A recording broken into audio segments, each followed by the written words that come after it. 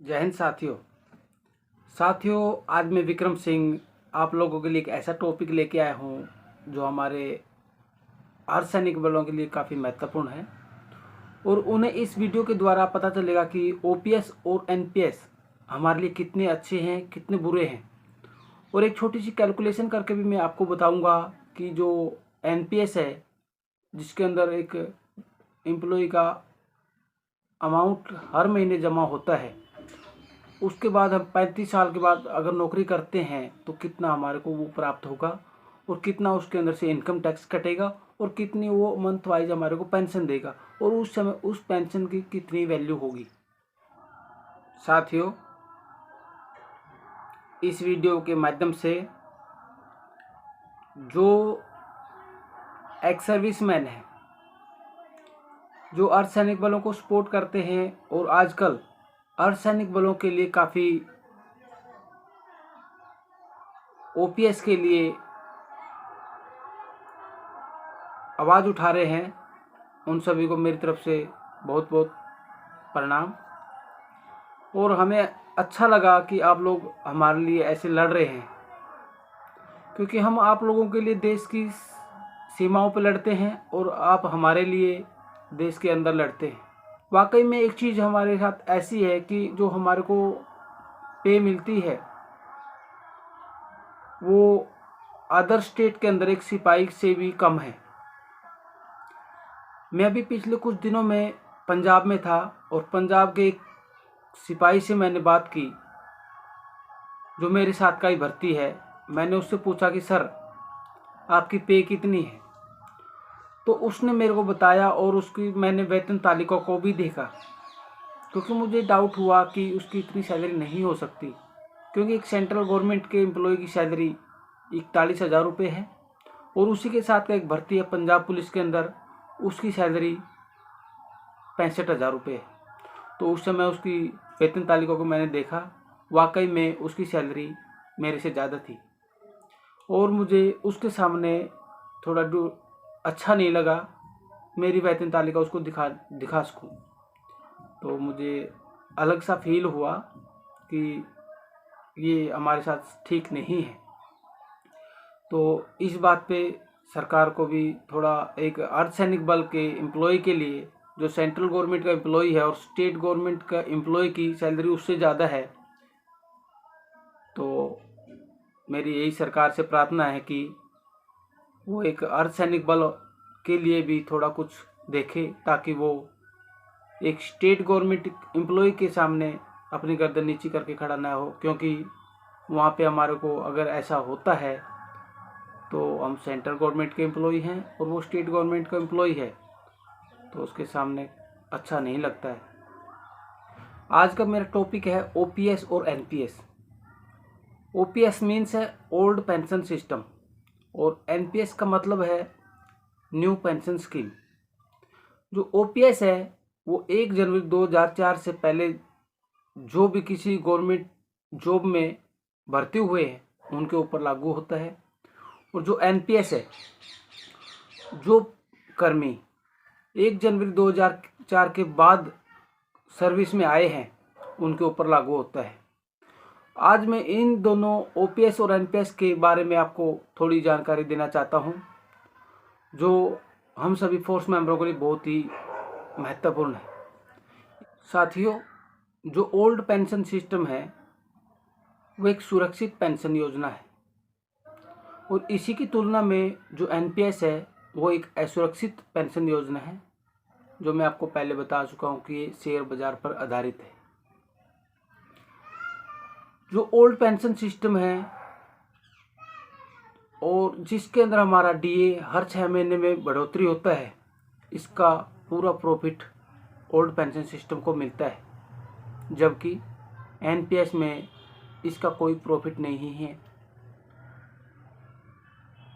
जो वेतन आयोग 10 साल के अंदर लगता है ओल्ड पेंशन सिस्टम का, उसके अंदर बहुत फ़ायदा है, क्योंकि जैसे ही उसके अंदर इंक्रीमेंट लगते हैं और घटते हैं बढ़ते हैं तो उनका फ़ायदा सीधे सीधे ओपीएस में मिलता है।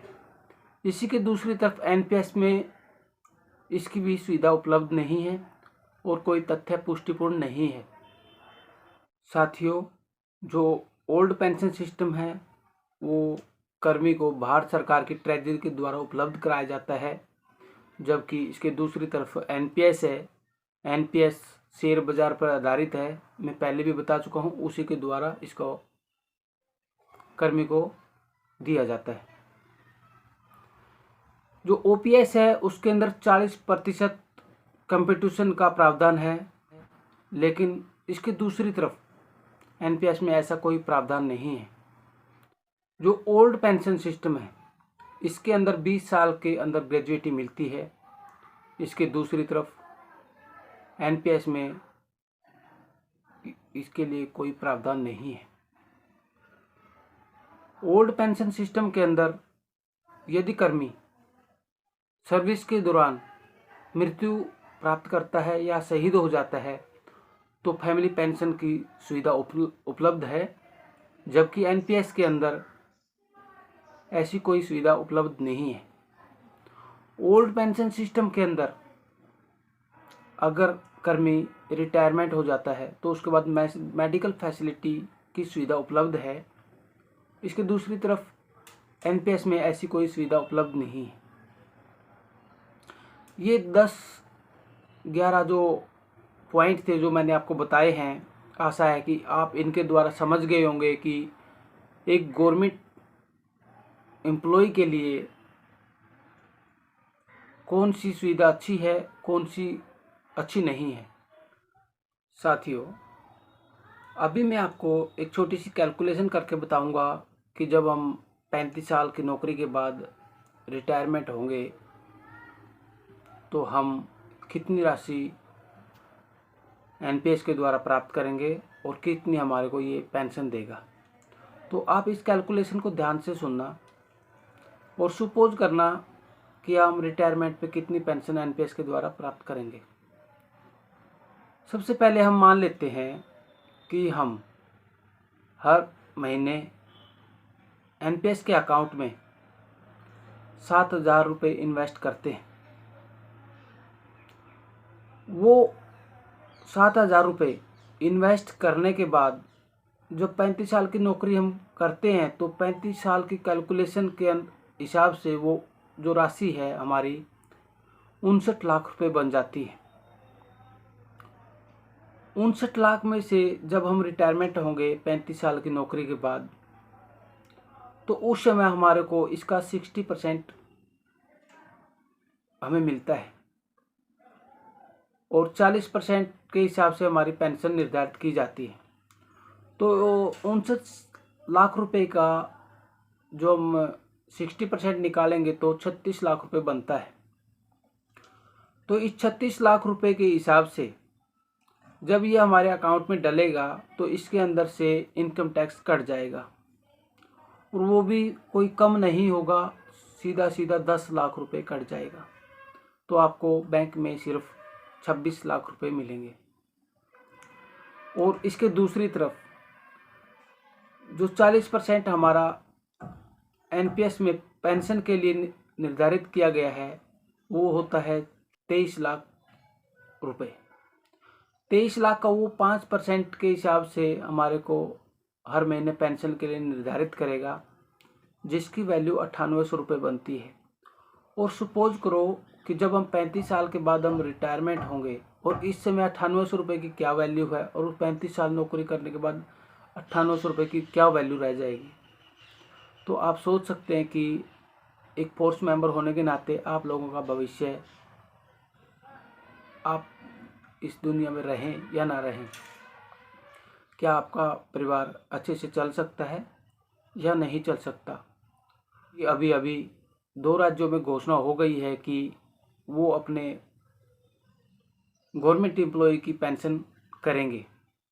राजस्थान और महाराष्ट्र ऐसे 2 स्टेट्स हैं जिनके अंदर घोषणा हो चुकी है कि वो अपने अपने गवर्नमेंट एम्प्लॉय की जो ओपीएस था, ओपीएस की सुविधा हम उन्हें देंगे।